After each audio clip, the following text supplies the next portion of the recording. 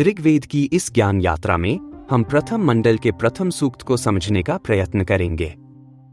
इस क्रम में हम इस सूक्त की प्रथम ऋचा का अर्थ जानेंगे, जिसके दृष्टा ऋषि हैं मधु, छंदा विश्वामित्र, देवता हैं अग्नि और छंद है गायत्री। मंत्र है अग्निमीले पुरोहितम यज्ञस्य देवमृत्विजम होतारम रत्नधात्मम। इसका शाब्दिक अर्थ है मैं अग्नि की स्तुति करता हूं जो यज्ञ के पुरोहित अर्थात मुख्य संचालक हैं, जो देवताओं के ऋत्विज अर्थात ऋतु विधि समय के अनुसार कर्म करने वाले याजक हैं, जो होता अर्थात देवताओं का आह्वान करने वाले हैं और जो रत्नों के सर्वोत्तम दाता हैं।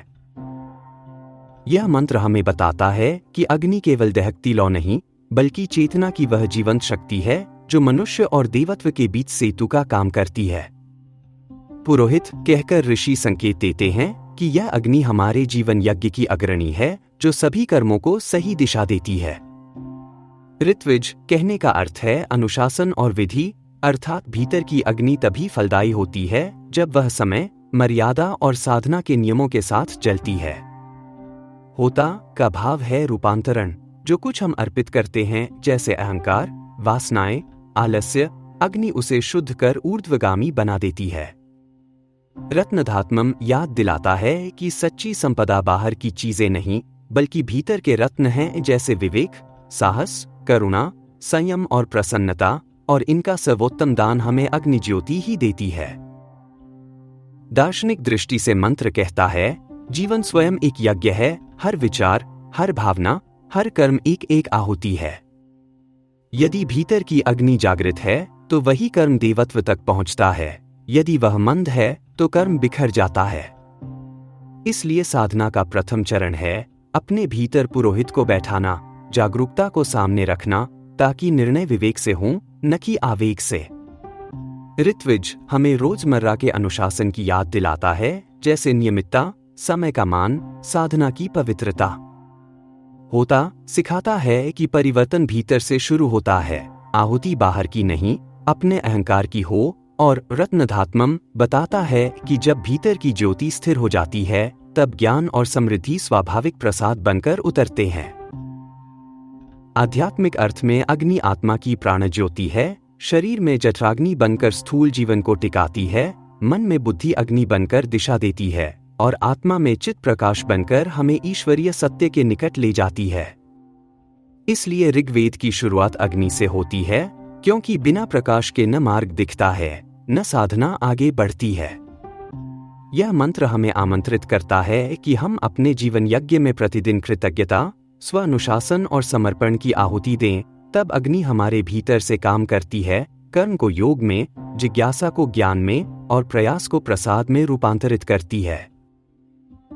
व्यावहारिक रूप से इसका संदेश बहुत सीधा है, अपने दिन की शुरुआत एक सजगता से करो, इच्छाओं से नहीं, मूल्यों को पुरोहित बनाओ, कार्यों को नियमबद्ध रखो, यही ऋत्विज है। परिणाम के लोभ को अग्नि में अर्पित करो, यही होता है। और फिर जो आंतरिक रत्न प्रकट हों, धैर्य, स्पष्टता, आनंद, उन्हें जीवन में बांटो, यही रत्नधारण है। जहां यह अग्नि जलती है वहीं स्पष्टता है, जहां स्पष्टता है वहीं सत्य का पथ है, और उसी पथ पर चलकर साधना पूर्ण होती है। आइए अब हम चलते हैं इस ज्ञान यात्रा की अगली ऋचा की ओर।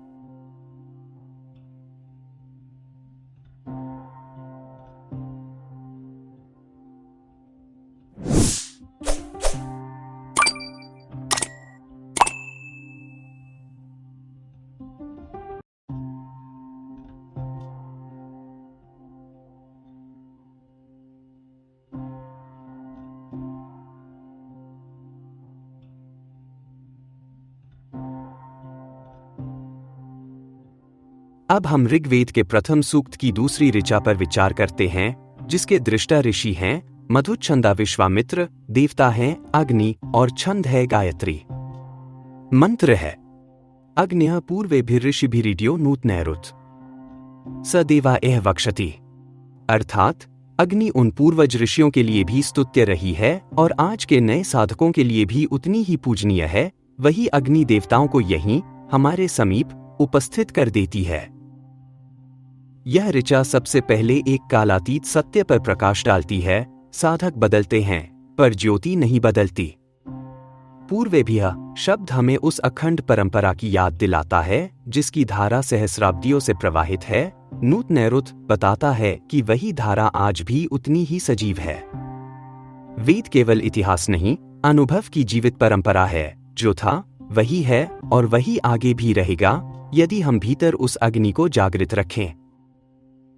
यहाँ अग्नि मात्र लौ नहीं है, वह चेतना का सिद्धांत है, वह आंतरिक पुरोहित जो हमारे विचार, वाणी और कर्म को यज्ञ की तरह पवित्र क्रम में रखता है। जब ऋषि कहते हैं सदेवा एह वक्षति, तो इसका गूढ़ अर्थ बाहरी देवताओं को किसी दूर लोक से बुलाना नहीं, बल्कि देवत्वरूप गुणों को विवेक, साहस, शांति, करुणा, आनंद हमारी चेतना में यहीं उपस्थित करना है।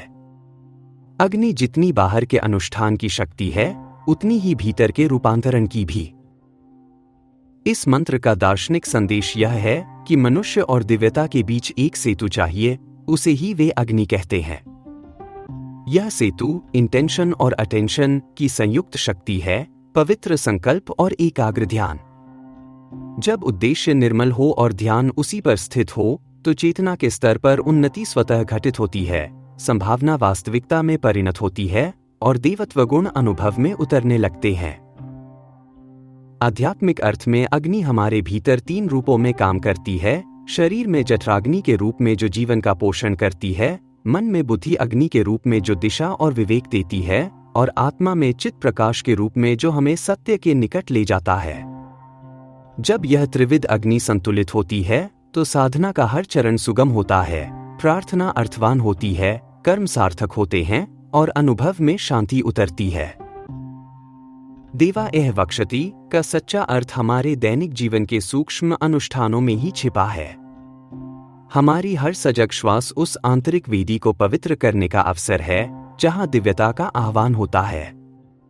सुबह की शुरुआत एक स्पष्ट संकल्प के साथ करें जो आपके कर्मों के लिए एक निमंत्रण पत्र है। आज मैं स्पष्टता, करुणा और धैर्य जैसे देव गुणों को आमंत्रित करता हूं। दिन के महत्वपूर्ण क्षणों से पहले 3 गहरी श्वासों का मौन अनुष्ठान आपके भीतर सोई हुई चेतनाग्नि को जगाने जैसा है। और दिन के अंत में कृतज्ञता का एक पल यह पहचानने के लिए है कि आज किन देव गुणों ने आपके जीवन में अपनी उपस्थिति दर्ज कराई, उन्हें प्रणाम करना ही सच्ची स्तुति है। इस प्रकार ये साधारण अभ्यास ही इस मंत्र को जीवंत बनाने की साधना है। यह ऋचा परंपरा और वर्तमान के बीच के विभाजन को मिटाती है। दीपक जलाने की साधारण सी क्रिया हो या मौन ध्यान का 1 मिनट, यदि उसके पीछे सम्यक संकल्प और श्रद्धा की ऊष्मा है, तो वही अग्नि है और वही अग्नि देवत्व को यहां उतार लाती है। तब अनुभव होता है कि दिव्यता कोई दूर का विचार नहीं, एक सजीव उपस्थिति है जिसे जागृत करने के लिए हमारा हृदय ही वेदी है। अंततः संदेश यह है कि ऋषियों की ज्योति आज भी उपलब्ध है। हम अकेले साधक नहीं हैं, हम उसी प्रवहमान धारा का हिस्सा हैं जिसमें पूर्वज ऋषि, आज के साधक और आने वाली पीढ़ियां सब सम्मिलित हैं।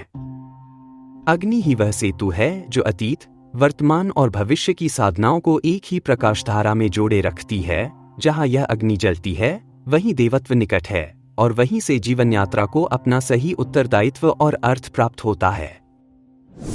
आइए अब हम चलते हैं इस ज्ञान यात्रा की अगली ऋचा की ओर।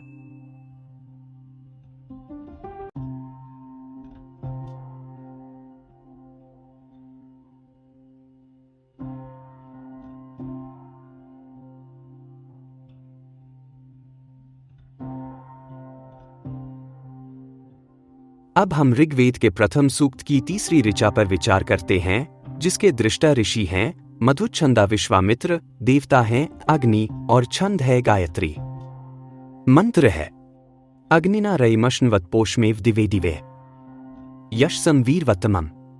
यह ऋचा कहती है कि अग्नि के माध्यम से मनुष्य धन और पोषण को दिन प्रतिदिन प्राप्त करता है और वही अग्नि यश तथा वीर्यता का सर्वोत्तम आधार बनती है। रई केवल धन संपत्ति नहीं, बल्कि संसाधन, सहयोग, अवसर और सही संबंधों की संपदा भी है। पोषम पोषण है शरीर, मन और जीवन परिवेश का संवर्धन। यशसम प्रतिष्ठा है, कर्म के उत्कृष्ट परिणामों से मिलने वाला सम्मान। और वीरवत्तमम, साहस का चरम, सही बात पर डटे रहने की शक्ति। दिवे दिवे विशेष अर्थ रखता है। यह सब एक बार की उपलब्धि नहीं, बल्कि प्रतिदिन साधे जाने वाली दीर्घ यात्रा है। आध्यात्मिक अर्थ में अग्नि भीतर की वह प्रेरक शक्ति है जो हमें संकुचन से विस्तार की तरफ ले जाती है।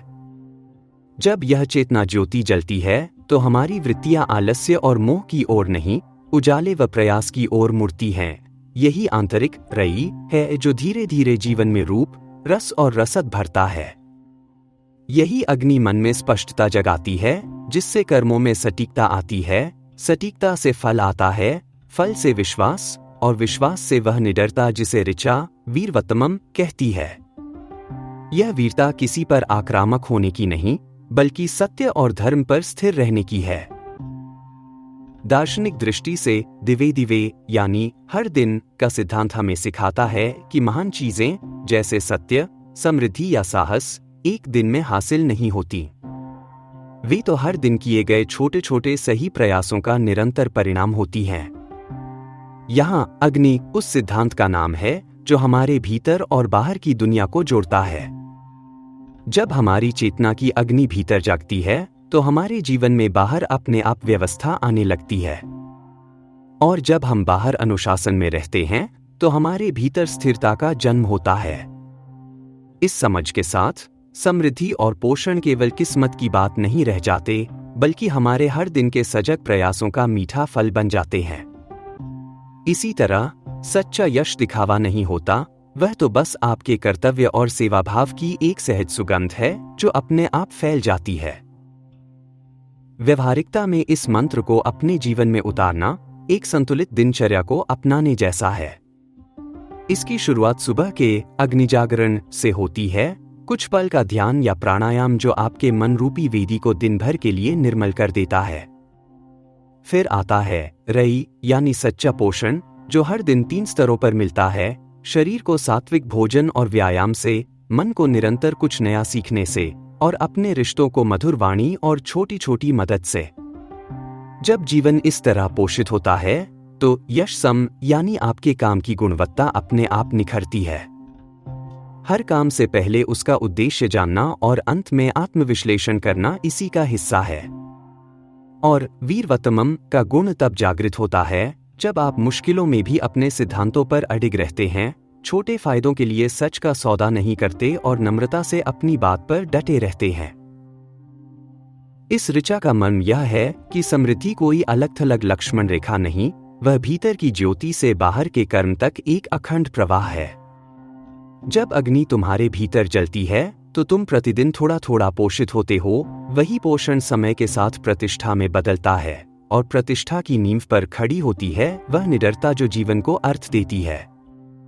इस प्रकार यह ऋचा हमें सिखाती है कि साधना और सफलता विरोधी नहीं, अग्नि उन्हें एक सूत्र में बांध देती है। जितनी निर्मल ज्योति उतनी ही स्थिर समृद्धि, जितनी सतत साधना उतनी ही मौन वीरता।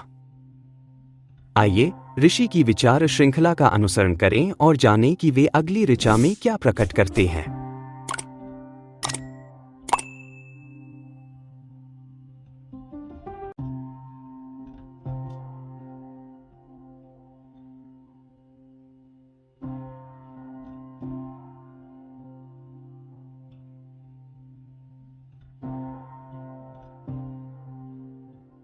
ऋषि की विचार श्रृंखला में अगला सोपान है चौथी ऋचा। आइए इसे सुने और समझें। इसके दृष्टा ऋषि हैं मधुच्छंदा विश्वामित्र, देवता हैं अग्नि और छंद है गायत्री। मंत्र है अग्नि यन यज्ञ मध्वरम विश्वतः परिभूर्षि स इद्देवेषु गच्छति। इस ऋचा का सीधा अर्थ है, हे अग्नि, जिस यज्ञ को तुम चारों ओर से घेर कर, रक्षा कर, विधि से संपन्न कराते हो, वह यज्ञ निश्चय ही देवताओं तक पहुंचता है। अध्वरम यहां उस यज्ञ व्रत का संकेत है जो हिंसारहित और नियम संगत हो। विश्वतः परिभूर्षि बताता है कि अग्नि उस कर्म यज्ञ को सर्व दिशाओं से आविष्टित कर उसकी शुद्धता और अखंडता की रक्षा करती है। और देवेषु गच्छति का आशय है कि ऐसा कर्म अपनी दिव्यता तक पहुंच जाता है। उसका फल केवल बाह्य नहीं, अंतःकरण में भी प्रकट होता है। आध्यात्मिक अर्थ में अग्नि हमारे जीवन यज्ञ की चेतना रक्षा है।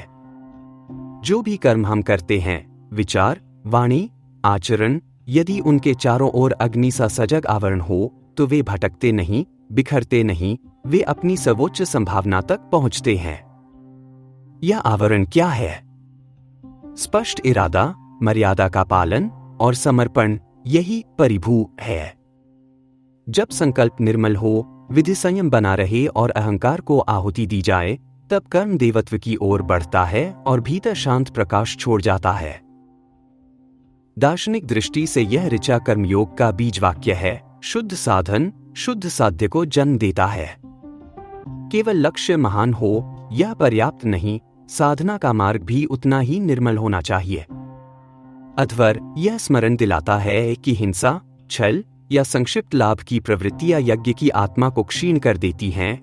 इसके विपरीत सत्य, अहिंसा और नियम, ये 3 अग्नि के चौकीदार हैं। जब ये उपस्थित रहते हैं तो कर्म का प्रवाह बाधारहित होकर अपने देवेशु अर्थात उच्चतम मूल्य तक पहुंचता है। व्यावहारिक जीवन में यह शिक्षा बहुत सरल रूप लेती है। अपने हर काम को एक यज्ञ बनाने के लिए शुरुआत से पहले स्पष्ट संकल्प के साथ उद्देश्य तय करें। उसे अनुशासन और ईमानदारी से करें ताकि वह अध्वर यानी शुद्ध बना रहे। कार्य के दौरान क्या मैं सही मार्ग पर हूं, यह जागरूकता ही आपका विश्वतः परिभू यानी सुरक्षा कवच है। अंत में परिणाम को कृतज्ञता से समर्पित कर दें, क्योंकि ऐसा कर्म ही देवेषु गच्छति बनता है और बाहरी सफलता के साथ भीतरी शांति भी लाता है। इस तरह यह ऋचा हमें सिखाती है कि अग्नि केवल आहुति की ज्वाला नहीं, कर्म की संरक्षक भी है। वह जीवन के हर यज्ञ को अपने सजग प्रकाश से घेरकर सुरक्षित बनाती है, ताकि हमारा प्रयास, हमारे मूल्य और हमारा उद्देश्य एक रेखा में आ सके। जहां यह सजग आवरण है, वहां कर्म भटकता नहीं, वह अपने दिव्य लक्ष्य तक पहुंचता है और साधक के भीतर उजाला छोड़ जाता है। देखते हैं ऋषि मधुच्छंदा अगली ऋचा में अग्नि के किस नए स्वरूप को हमारे सामने रखते हैं।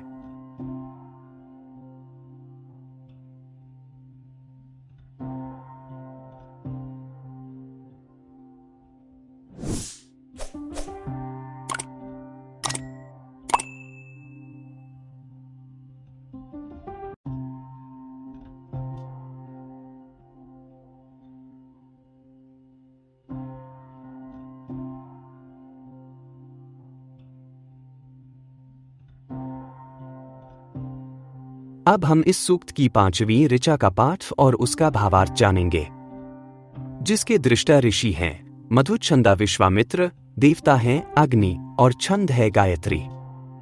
मंत्र है अग्निर्होता कविक्रतुः सत्यश्चित्र श्रवस्तमः देवो देवेभिरागमत्। इस ऋचा का सरल अर्थ है अग्नि आह्वान करने वाले होता, कवि जैसी बुद्धि वाले, सत्य स्वरूप और अत्यंत विविध कीर्ति वाले हैं। वे देव अन्य देवताओं के साथ यहां पधारे। यहां कविक्रतुः केवल काव्य भाव नहीं, रचनात्मक मेधा है, वह बुद्धि जो नए समाधान रचती है। चित्र श्रवस केवल ख्याति नहीं, सद्गुणों के कारण उत्पन्न सुयश है जिसे लोग दूर दूर तक सुने। आध्यात्मिक अर्थ में अग्नि वह भीतरी शक्ति है जो हमारी आहुति, अहम भाव, जड़ता, भ्रम को परिवर्तन की अग्नि में रखकर रूपांतरित करती है। होता कहना बताता है कि अग्नि निष्क्रिय नहीं, कर्मरत है। वह केवल प्रतीक नहीं, प्रक्रिया है। हम जो अर्पित करते हैं उसे ऊर्ध्वगामी बना देती है। कविक्रतुः का भाव है कि यह अग्नि हमारी चेतना में सृजन शक्ति जगाती है, ठहरे हुए ढांचों को तोड़कर नए अर्थ, नए मार्ग, नए सेतु बनाती है। सत्य इंगित करता है कि यह सृजन उच्छृंखल नहीं, सत्य में स्थित है, इसलिए स्थायी है। और चित्र श्रवस्तमः याद दिलाता है कि जब भीतर की अग्नि सत्य में स्थित होकर सृजन करती है, तब जो यश मिलता है वह दिखावा नहीं, चरित्र का प्रसाद होता है। ऐसा यश जो सुनकर लोगों के भीतर भी प्रकाश जगे। दार्शनिक दृष्टि से यह ऋचा यह सूत्र देती है, ऊर्जा, बुद्धि तथा सत्य का संगम ही दिव्य उपस्थिति की अनुभूति कराता है। अग्नि ऊर्जा है, कविकृत्व बुद्धि का सृजन है, सत्य उसकी नैतिक धुरी है, और जब ये तीन एक रेखा में आते हैं तब देवो देवेभिरागमत, देवत्व अकेला नहीं आता, अपने संग अन्य दिव्य गुणों को भी साथ लाता है। यह मनोवैज्ञानिक नियम भी है, जैसे ही किसी व्यक्ति में सृजनशीलता, सत्यनिष्ठा और कर्म ऊर्जा का संगम होता है, वैसे ही साहस, करुणा, धैर्य और नेतृत्व जैसे गुण स्वाभाविक रूप से प्रकट होने लगते हैं। व्यावहारिक जीवन में यह शिक्षा अत्यंत सुग्राह्य है। अपने भीतर के होता को जगाने के लिए हर सुबह एक छोटा सा वादा खुद से करें, जैसे आज गुस्सा नहीं करूंगा या एक पेज किताब पढ़ूंगा। जब दिन में कोई चुनौती आए तो अपने कविकृत्व यानी अपनी रचनात्मक सोच का इस्तेमाल करें, समस्या को सुलझाने के लिए नए नए तरीके खोजें। अपने सत्य को मजबूत करने के लिए हर शाम खुद से पूछें कि आज मैं अपने सिद्धांतों पर कितना खरा उतरा। और जब आपको सफलता मिले तो चित्र श्रवस्तम के भाव से उसका श्रेय उन सब में बांटें जिन्होंने आपका साथ दिया। यह नम्रता आपको और बड़ा बनाती है। इस प्रकार यह ऋचा हमें बताती है कि अग्नि केवल उपासना का प्रतीक नहीं, उत्कृष्ट कर्म विज्ञान है। जब कर्म की वेदी पर सृजनशील मेधा, सत्य की धुरी और आहुति का अनुशासन साथ आ जाते हैं तो जीवन में वह दिव्य वातावरण बनता है जहां केवल लक्ष्यों की पूर्ति नहीं बल्कि चरित्र का उजाला भी फैलता है। वहीं से वह सुयश जन्म लेता है जो दूर तक सुना जाता है, क्योंकि उसके पीछे अग्नि का तेज, कवि की सर्जना और सत्य का स्थैर्य एक साथ बोल रहे होते हैं। आइए इस आध्यात्मिक यात्रा में एक और कदम आगे बढ़ाएं और अगली ऋचा का भावार्थ जानें।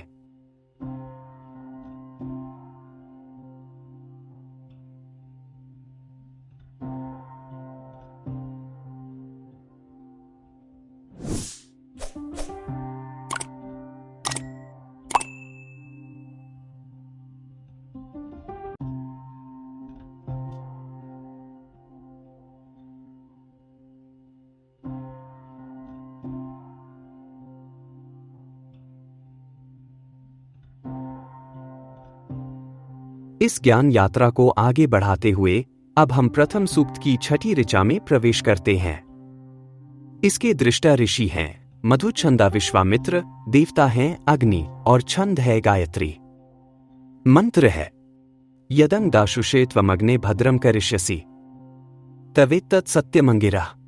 इस ऋचा का सरल आशय है, हे अग्नि, जब तुम अपने उपासक के लिए कल्याण करोगे तो वह कल्याण निश्चित और सत्य सिद्ध होगा। यह तुम्हारा अटल व्रत है, हे अंगिरस। दाशुषे यहां साधक भक्त के लिए है, वह जो देने वाला है, आहुति अर्पण करता है, श्रम और निष्ठा से यज्ञ को चलाता है। भद्रम केवल बाहरी सुख समृद्धि नहीं बल्कि समग्र कल्याण, शरीर, मन और आत्मा की मंगल दशा। सत्यम बताता है कि यह अनिश्चित वादा नहीं, ऋत के नियम पर टिका हुआ सत्य है। और अंगिरा अग्नि का उपनाम है जो ऋषि परंपरा में अग्नि का वंशसूचक भी और गुणसूचक भी, जो प्रेरणा जगा दे। आध्यात्मिक अर्थ में यह मंत्र एक गूढ़ आश्वासन देता है, जब साधक वास्तव में दाशुषे अर्थात समर्पण करने वाला बनता है तब अग्नि उसका भद्रम निश्चित कर देती है। दान केवल धन का नहीं, समय, श्रम, ध्यान, करुणा, इन सब का दान। यज्ञ की वेदी पर जो हम सच्चे भाव से अर्पित करते हैं, अग्नि उसे रूपांतरित कर ऊर्ध्व बनाती है और फलस्वरूप जो कल्याण आता है वह सत्यम, स्थिर, टिकाऊ और भीतर से प्रकाश देने वाला। यहां अग्नि कोई बाहरी सत्ता नहीं, वही भीतर की चेतना ज्योति है जो प्रयासों को दिशा देती है और समर्पण को शक्ति में बदलती है। दार्शनिक दृष्टि से यह ऋचा कर्म और ऋत के संबंध का सूत्र है। तवेत्तत् सत्यम, यह तुम्हारे नियम की सच्चाई है का अर्थ है। जब साधना ऋत के अनुकूल होती है तो परिणाम अनिवार्य होकर आता है। यह आस्था आधारित जादू नहीं, कारण कार्य का सूक्ष्म विज्ञान है। जिस जीवन में देने की वृत्ति, सत्यनिष्ठा और अनुशासन की अग्नि जलती रहती है, वहां भद्रम संयोग से नहीं स्वभाव से घटित होता है, क्योंकि कर्म की दिशा और धुरी दोनों सन्मार्ग पर हैं। मंत्र यह भी सिखाता है कि आहुति के बिना यज्ञ नहीं, इसी तरह त्याग और संयम के बिना चरित्र नहीं। जो व्यक्ति सच्चे मन से समर्पित होता है, ब्रह्मांड का विधान भी उसे प्रतिफल देता है। यह अटूट परस्परता ही मंत्र का सत्यम है। व्यावहारिक जीवन में इस शिक्षा को बहुत सीधा रखा जा सकता है। इसकी शुरुआत होती है देने के संकल्प से। हर सुबह खुद से पूछें, आज मैं दुनिया को क्या दूंगा? थोड़ा समय, सच्ची मेहनत या किसी के लिए 2 मीठे बोल। रात में याद करें कि आप अपना वादा कितना निभा पाए। मंत्र में कहा गया भद्रम अर्थात कल्याण का भी अर्थ बहुत गहरा है। इसे केवल अपनी सुविधा से न नापें, बल्कि देखें कि क्या आपके फैसलों ने आपकी सेहत सुधारी, क्या आपकी बातों ने रिश्तों में शांति घोली, और क्या आपके काम ने आपको अपने लक्ष्य के करीब पहुंचाया। दिन भर अपनी चेतना की अग्नि को जलाए रखें और खुद से पूछते रहें, क्या मैं अपने उसूलों पर कायम हूं? अगर कभी रास्ता भटक भी जाए तो तुरंत खुद को सुधार लें। यही सच्चाई के रास्ते पर चलना है। और जब आपके प्रयासों का अच्छा फल मिले तो उसे अहंकार से नहीं, बल्कि ईश्वर का प्रसाद समझकर नम्रता से स्वीकार करें।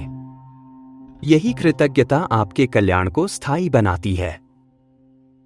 अंत में यह ऋचा कहती है कि अग्नि का वचन अटल है, तुम सच्चे अर्थ में देने वाले बनो, साधना को नियमबद्ध रखो और कर्म को वेदी पर अर्पित करो, तो कल्याण सत्यम होकर आएगा। यह मंत्र हमारी थकावट भरी गति को एक शांत भरोसा देता है कि भीतर की अग्नि के साथ चलने पर प्रयास व्यर्थ नहीं जाते, वे प्रकाश में बदलते हैं और वही प्रकाश जीवन पथ को दीर्घकाल तक शुभ और सुस्थिर बनाता है।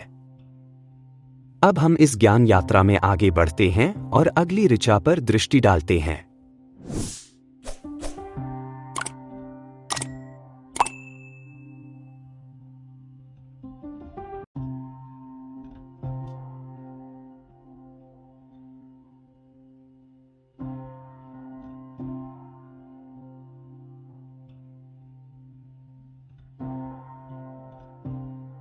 ऋचाओं के भाव सागर में और गहरा उतरते हुए अब हम 7वीं ऋचा पर पहुंचते हैं। इसके दृष्टा ऋषि हैं मधुच्छंदा विश्वामित्र, देवता हैं अग्नि और छंद है गायत्री। मंत्र है उपत्वाग्ने दिवे दिवे दोषावस्तर्धिया वयम। नमो भरंत एमसी। इस ऋचा का सरल अर्थ है, हे अग्नि, हम प्रतिदिन प्रातः और सायं एकाग्र बुद्धि के साथ तुम्हारे समीप आते हैं। हम कृतज्ञ नमस्कार अर्पित करते हुए तुम्हारी उपासना करते हैं। दिवे दिवे दिन प्रतिदिन की निरंतरता का संकेत है।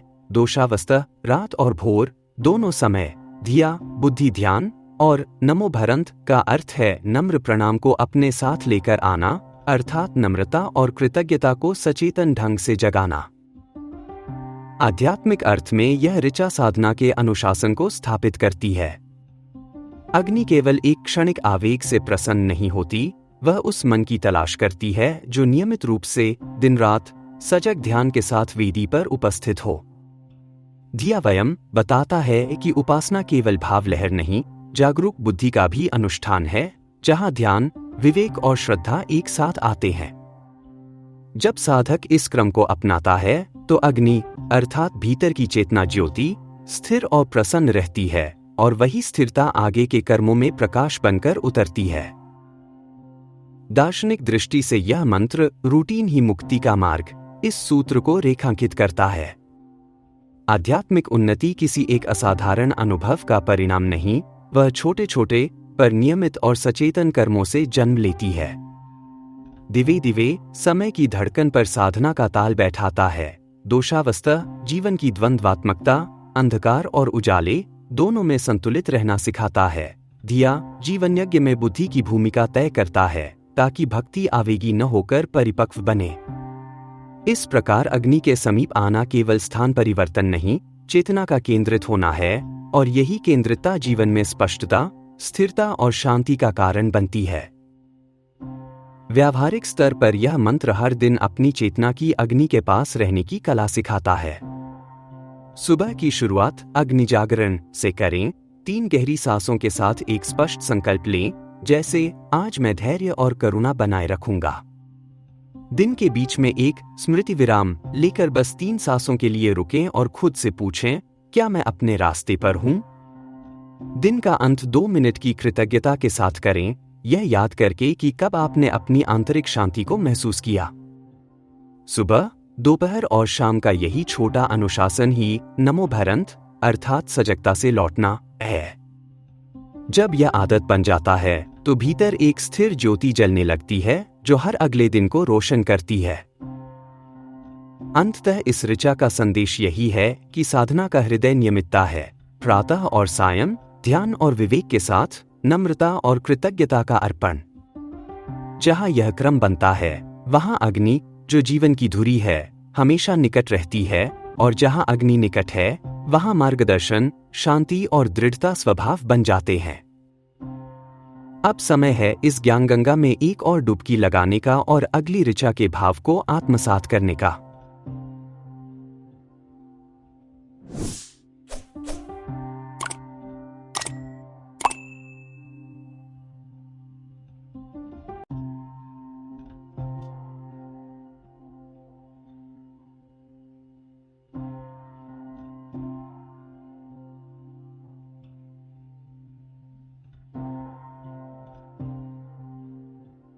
अब हम इस सूक्त की 8वीं ऋचा का पाठ और उसका भावार्थ जानेंगे।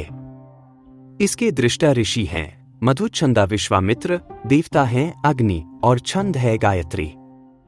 मंत्र है राजंत मध्वराणाम गोपामृतस्य दीदिविम वर्धमानम स्वेदमे। इस ऋचा का सरल अर्थ है अग्नि यज्ञों का प्रमुख है, वह ऋत ब्रह्मांडीय नियम सत्य व्यवस्था का गोपालक, रक्षक और तेजस्वी प्रकाशक है जो अपने ही क्षेत्र में सतत बढ़ता रहता है। राजंतम का भाव है राजसा दीप्त प्रधान, अध्वराणाम यज्ञों का, गोपामृतस्य ऋत अर्थात सत्य नियम का संरक्षक, दीदिविम दीप्तिमान या प्रकाशमान, वर्धमानम बढ़ता हुआ, स्वेदमे अपने ही घर में, अपने क्षेत्र में अर्थात बाह्यवेदी और आंतरिक हृदय दोनों अर्थों में। आध्यात्मिक अर्थ में अग्नि केवल अनुष्ठान की लौ नहीं, वह ऋत की प्रहरी है, वह आंतरिक चेतना जो हमें स्वाभाविक सत्य लय में रखती है। जब भीतर की अग्नि प्रज्वलित होती है तो वह हमारी प्रवृत्तियों को बिखरने नहीं देती, वह उन्हें नियम, मर्यादा और सच्चाई के घेरे में रखती है। यही गोपामृतस्य है। दीदिविम बताता है कि यह अग्नि केवल सुरक्षित नहीं रखती, वह प्रकाशित भी करती है, अंधकार में दिशा दिखाती है।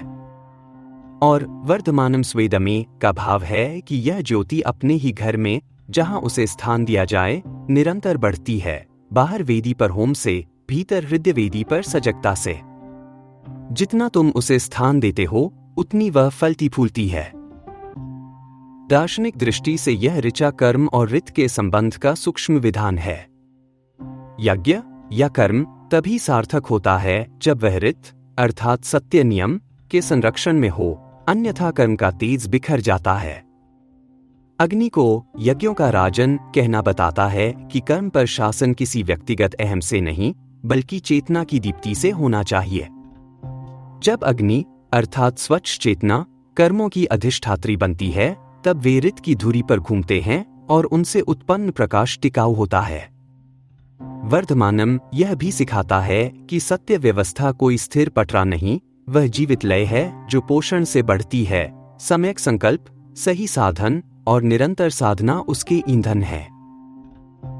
व्यवहारिकता में इस मंत्र को जीने के लिए अपने जीवन में अपनी आंतरिक अग्नि के लिए एक स्थान बनाएं, अर्थात स्वेदमे। सुबह की शुरुआत एक छोटे अनुष्ठान से करें, 3 गहरी सांसें, एक सच्चा संकल्प और कामों की ईमानदार सूची बनाकर अपनी आंतरिक वेदी स्थापित करें।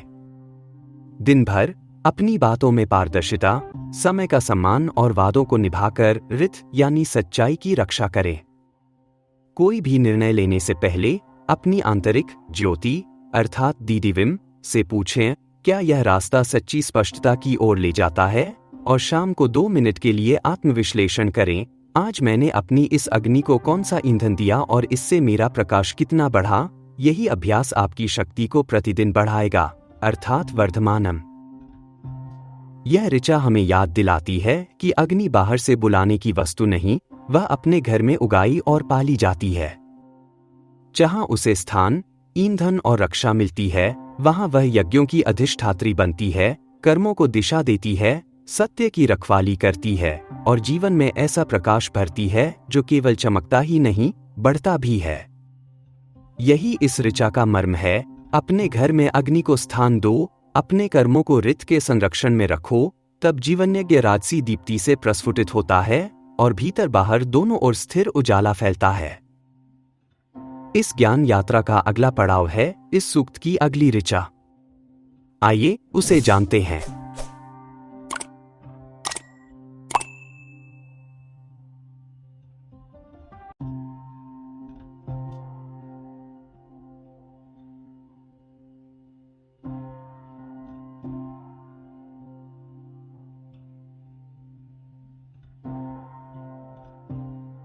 ऋषि की विचार श्रृंखला में अगला सोपान है 9वीं ऋचा, जो इस सूक्त की आखिरी ऋचा है। आइए इसे सुने और समझें। इसके दृष्टा ऋषि हैं मधुच्छंदा विश्वामित्र, देवता हैं अग्नि और छंद है अनुष्टुप, न कि पिछली 8 ऋचाओं की तरह गायत्री। मंत्र है स न पितेव सूनवेग्ने सुपायनो भव सचस्वा न स्वस्ते।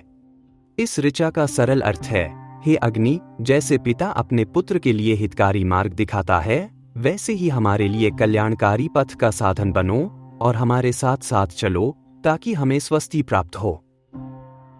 सुपायन का अर्थ है शुभ मार्ग तक पहुंचाने वाला, सहज और सुरक्षित साधन। सचस्व का भाव है साथ देना, संग चलना, सहचर होना। स्वस्थ में केवल बाहरी सुख नहीं, भीतर की स्थिर शांति और मंगल कामना निहित है। आध्यात्मिक अर्थ में अग्नि यहाँ गुरु तत्व और सखा दोनों रूपों में प्रकट होती है। पिता समान मार्गदर्शन का अर्थ है कि अग्नि केवल आदेश नहीं देती, वह समझकर दिशा देती है। भीतर की ज्योति हमें परिस्थिति के अनुरूप सही कदम उठाने की समझ देती है। और सचस्वा, साथ चलने का अनुरोध, बताता है कि साधना एकाकी संघर्ष नहीं।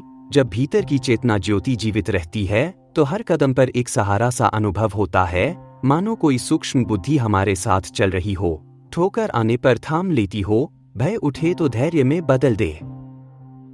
दार्शनिक दृष्टि से यह ऋचा मनुष्य और दिव्यता के संबंध की संतुलित परिभाषा देती है। दूर का देव नहीं, निकट का पिता, अनिर्वचनीय सत्ता नहीं, संग चलने वाला सहचर। इससे धर्म का स्वरूप भी बदलकर जीवंत हो जाता है।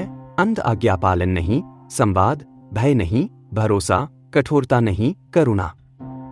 सुपायना यह सिखाता है कि साधना का मार्ग कष्टकारी नहीं, आत्मविकास का सुहृद पथ भी हो सकता है, जब तक उसका आधार सत्य, संयम और करुणा है। और स्वस्ति बताती है कि लक्ष्य केवल उपलब्धि नहीं, ऐसी समग्र कुशलता है जहां शरीर, मन, बुद्धि और अंतःकरण सब एक ही सुर में आ जाए। व्यावहारिक जीवन में यह शिक्षा अत्यंत सुलभ रूप लेती है।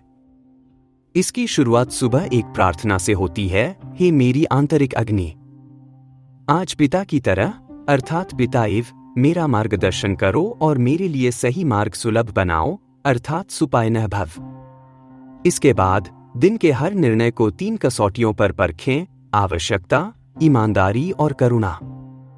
जिस काम में ये तीनों गुण हों, वही आपके लिए सही और सुगम रास्ता है।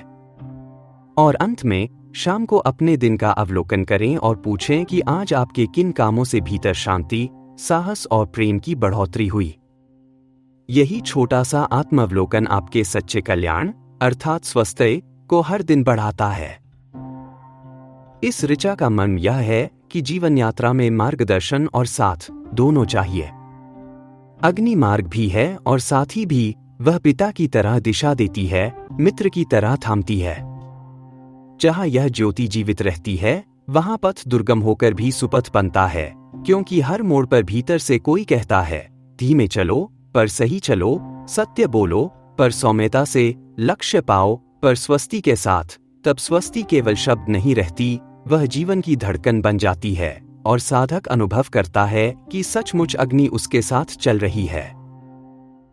आइए अब हम चलते हैं इस ज्ञान यात्रा के अगले सूक्त की अगली ऋचा की ओर।